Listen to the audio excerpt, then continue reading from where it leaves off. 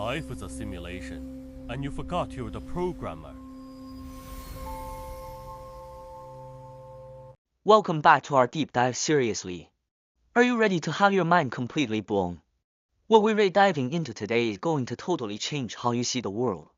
We're not here to lecture you on dry, complicated religious doctrines. Instead, we're going to uncover an incredibly cool parallel, how ancient Buddhist philosophy perfectly maps onto modern computer science and software programming. It's literally like an ultimate tech manual for the human mind. Ready? Let us break down the source code of the universe. Step by step, imagine you're trapped in a hyper-realistic digital simulation, stressing out over everyday nonsense. But what if I told you the simulation was actually programmed by you? You just got so immersed in the game that you completely forgot you wrote it. That brings us to our core question today. If life is a video game and you forgot you were the programmer, what do you do? Don't worry, today we're going to help you reclaim root access and get your system's admin privileges back. Part E, the hardware understanding emptiness to take back control. We first need to understand the hardware this machine runs on. In ancient wisdom, this is called emptiness night. Sounds abstract, right? It's actually not at all. Let us compare it to something you use every day, your computer screen and the images displayed on it. Think about it, whether you're watching an action-packed blockbuster full of explosions or a massive tearjerker. Does the physical structure of the screen itself ever change? Not even a little bit. It remains still, quiet, and unaffected. The data changes, but the medium, the screen, is entirely unmoved. This is what the ancients meant by rising without truly rising. So here is the crucial concept: emptiness does not mean a void of nothingness. On the contrary, it is a space of infinite potential. Just like outer space is quiet yet holds entire galaxies, this underlying hardware we call emptiness gives rise to sound waves, light waves, and particle superposition, eventually solidifying into the physical world we can touch. Emptiness is the ultimate base hardware running the entire simulation of reality. Part R, the software, karma, and creation. So, how do we interact with this hardware? Our human actions and choices, traditionally known as karma, are exactly like writing lines of code.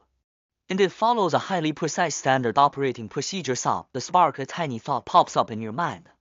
The signal, that micro-energy, transfers to your body, triggering a cascade in your neural network. The action, your brain commands your body to execute a physical action. The house you live in, the car you drive, everything was written into existence, line by line, through this exact process. If you don't execute the code, it doesn't manifest. It is a zero-error cosmic algorithm. This leads to a mind-blowing realization: we aren't just players in the game, we are the programmers holding the source code. Everything happening to us right now, good or bad, is just past code currently running its execution phase. Meanwhile, every reaction we have right now is writing new code for our future.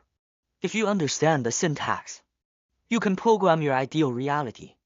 But if you don't, you'll just smash randomly on the keyboard of life based on raw motion, resulting in a screen full of syntax errors and bugs.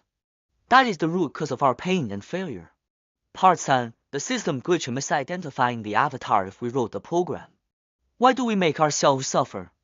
Because our system has a massive glitch. We've gone too far into the simulation. We completely forgot we're the player sitting outside the screen. And we genuinely believe we are that fragile, short-lived avatar inside the game, our ego and physical body. We do everything to protect this avatar.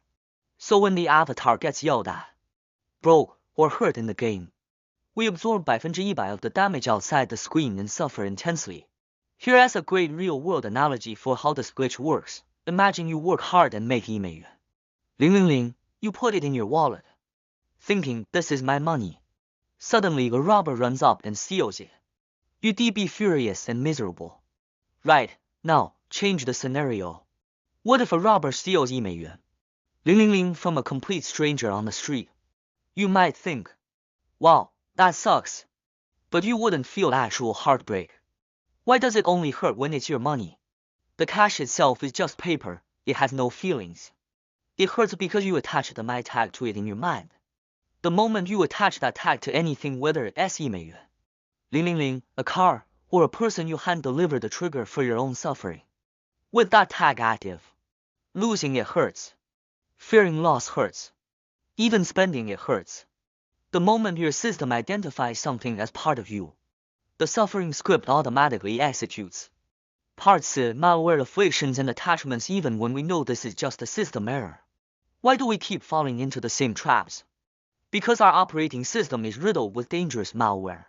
What ancient texts call afflictions and attachments operate exactly like computer viruses. Take a scattered mind. For example, we've all been there. You're trying to focus on a report, but your brain keeps spawning pop-up windows. What's for lunch? Where should I go this weekend? You can't focus because your system has been hijacked by malware. Your brain's processes are running amok, completely ignoring your commands. The culprits behind these system crashes are the 5 core viruses: greed, anger, ignorance, arrogance, and doubt. Greed acts like unclosable adware, making you feel like you never have enough. Anger acts like a system overheat warning, causing you to explode at the slightest touch. These Trojans run wild in your mind. The scariest part: sometimes you're exhausted and desperately want to shut down and rest, but you can't because the viruses have taken over root control. They force you to compile buggy code, chasing short-term dopamine hits that cause long-term system damage. The logic is simple: you can't write God-tier code on a virus-ridden computer that constantly crashes. A chaotic mind full of greed and anger won't let you perform at work, maintain healthy relationships, or build a good life. It will slowly corrupt your files until your entire life system faces a fatal crash. Part 2. Debugging your brain. Now that we've isolated the virus, how do we fix it? How do we wipe the drive and reclaim our developer permissions? Step E, the most critical step: stop identifying with the avatar. You need to take a step back mentally. Stop believing that the little character aging and suffering on the screen is you. Realize that your physical body and current circumstances are just the output of past code. They are just hardware peripherals. If your mouse breaks, you don't mourn your life, you fix it or buy a new one. Treat your avatar setbacks the same way. Step R, the patch execution. The next time a pop-up window of greed or anger flashes across your mind, do this: identify it immediately. Tell yourself, this isn't my thought, it's a virus running. Do not click it, do not act on the impulse. Breath and redirect, execute a clean, pre-programmed script instead. At first, these stubborn viruses will keep popping up to annoy you. But if you ignore them and refuse to give them click-through traffic or energy, they will eventually starve, shrink, and lose their power over you.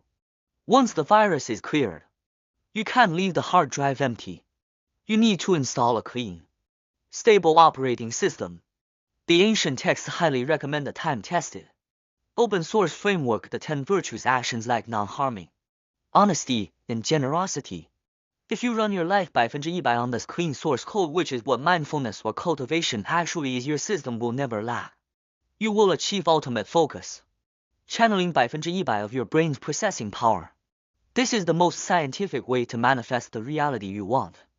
Conclusion: as we wrap up today's deep dive, remember this beautiful truth: no matter how messy your life looks right now, no matter how tangled the code is or how frustrating the system errors are, the real you has always been the flawless, crystal clear screen. You don't need to reach outward to acquire anything to fulfill yourself. As the underlying hardware that hosts all of reality, you already hold infinite potential. You lack nothing. The next time you feel like you can't push through a brutal level in life, take a deep breath, pause, and ask yourself this: if I am not the fragile avatar suffering on the screen, then who is the one outside holding the controller, writing the code for the very next step? Hopefully, today's breakdown helps you confidently reclaim your admin rights in this game of life. See you in the next version.